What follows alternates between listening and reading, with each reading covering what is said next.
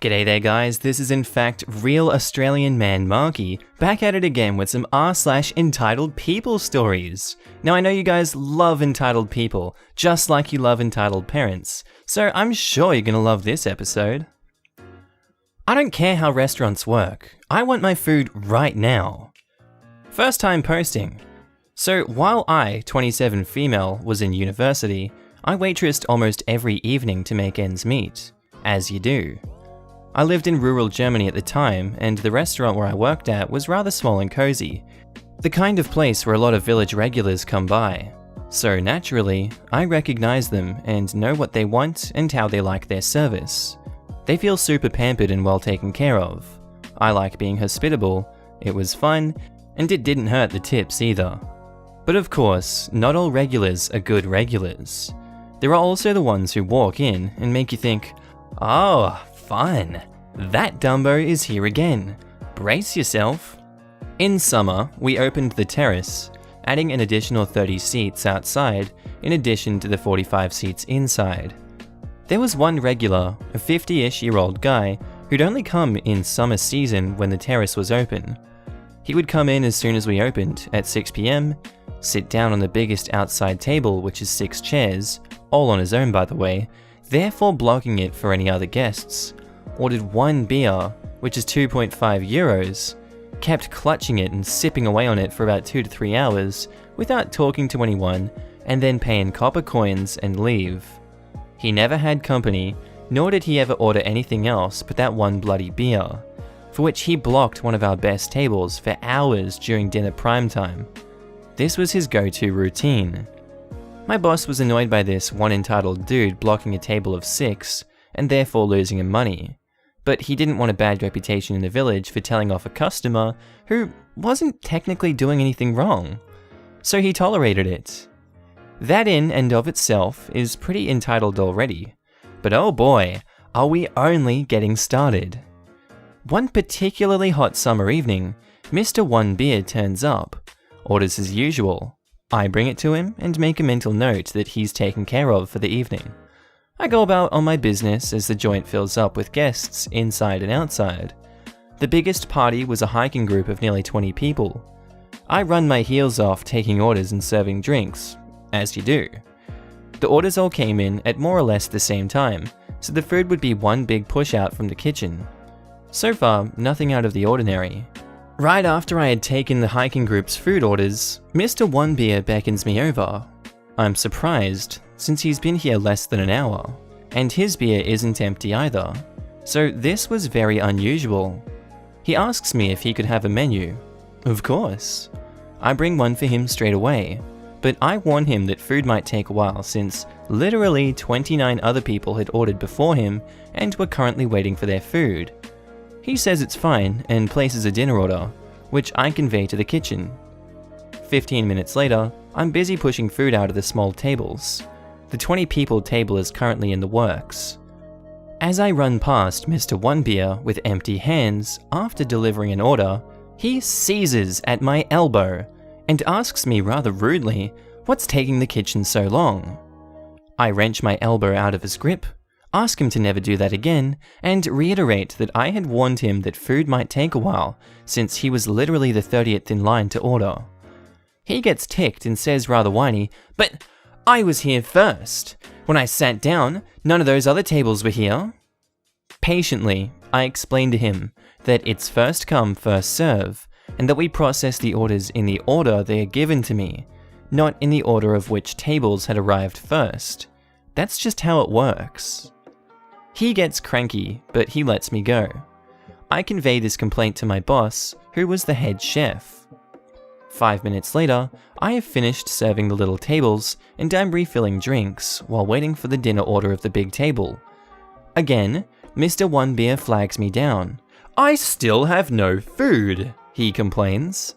Yes, I'm sorry about the wait, but in all fairness, sir, I did warn you that food would take a little longer because you were 30th in the line to order. I try to explain to this pain in the butt with my long-honed waitress patience, but I was here first. Yes, but again, sir, you didn't order first, and we process the orders in the order that we had taken. but I'm really hungry and I want to eat now. I've been waiting for ages. At this point, people are staring because he's whining so loudly. I look at my watch. Sir, you've been waiting for 20 minutes, which is still perfectly within the norm during normal business. Please, be a little more patient. I'm sure your dinner is already in the works. Well, can you speed it up? I'm really hungry. With all due respect, sir, but I can't magically make food cook any faster. Quality needs time. I'm sorry you're so hungry, but if it's that urgent, you could have just ordered food earlier, since you were here first after all. He gives me the stink eye and says, well, I wasn't even hungry then. How am I supposed to know it would get so full in here? I close my eyes for 3 seconds, screaming internally, and then I put on my sweetest, frick you smile, and tell him I'll go check on his food and make sure he gets it ASAP. He scoffs. I go into the super busy kitchen and relay the complaints to my boss, as is my job, and he tells me that it'll be done in 5 minutes. First, we push out the big table. 5 minutes later, I have his order in my hand, freshly prepared, smelling amazing. Note, he has been waiting for his food 25 minutes at this point, which is still not much, but actually pretty standard on a normal busy day. I take it to him, smiling, and say something along the lines of, sorry for the wait, but as they say, the best for last. Hope you'll enjoy. As I put it down in front of him, trying to bring some positive vibes back into the tense situation, he proceeds to spit into the food, right in front of me, looks me dead in the eyes and says, take it back, I don't want it anymore. I'm not paying for it either since I didn't get to eat it. I was taken aback, but I regained my composure and said, in the most professional tone I could possibly muster, sir, you ordered it, we prepared it for you, and there is nothing wrong with the food that would warrant a return. I'm afraid I'll have to charge you for it even if you decide not to eat it, because you have utilized our services either way. No, I'm not paying for this crap. You took way too long, so I'm taking my order back. The customer is always right. Bring me my bill for my beer. I'm leaving and I'm never coming back to this crap hole, and you can forget your tip. I was losing my patience and said, with all due respect, sir, you have never tipped me a single cent for my service, so I really couldn't care less. I will bring you your bill as you wish, but I will charge you for everything you ordered.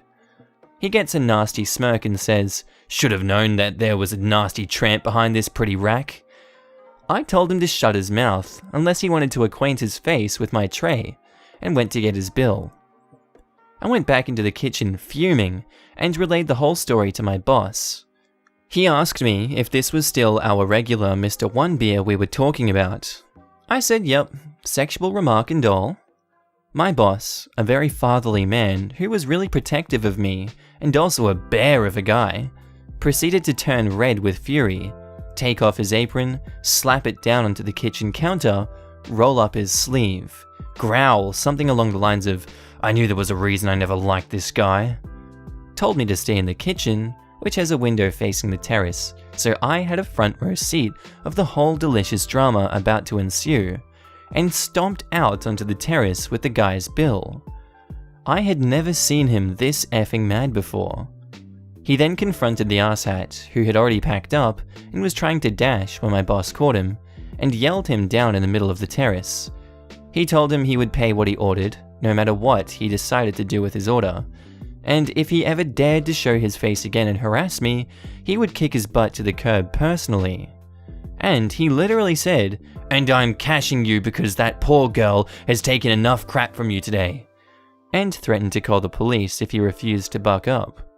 Needless to say, the guy paid his due and got lost and never turned up again. When I took up my duties out onto the terrace again, I actually got an applause from all the other guests who commended me for staying so patient, and they showered me in tips that evening too. Sweet, sweet justice. And just a few comments, cause why not? Pretentious Pudding says, the only and everyone clapped story I'll believe, because I 100% would have done the same thing to a waitress who was treated this horribly by some misogynistic douchebag.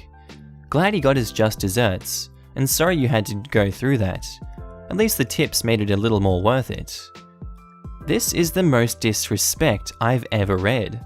Pretty true. Oh, I do not miss waiting tables. People like this entitled Dumbo are far too common. All of the respect on you and your boss in this situation.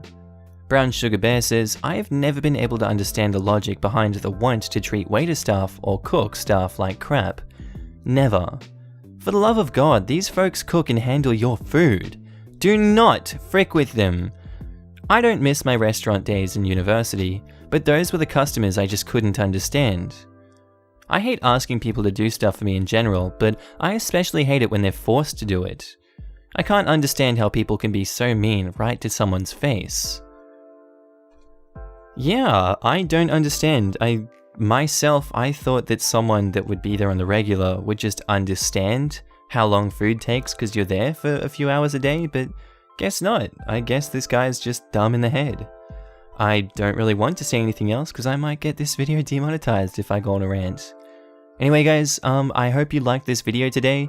As per my community post, I'm opening up Markee Reddit soon, and I'll be posting twice daily for a week just to get the channel started, and after that, I'll decide if I want to post 2 videos a day. It's just going to be 1 video a day from there onwards.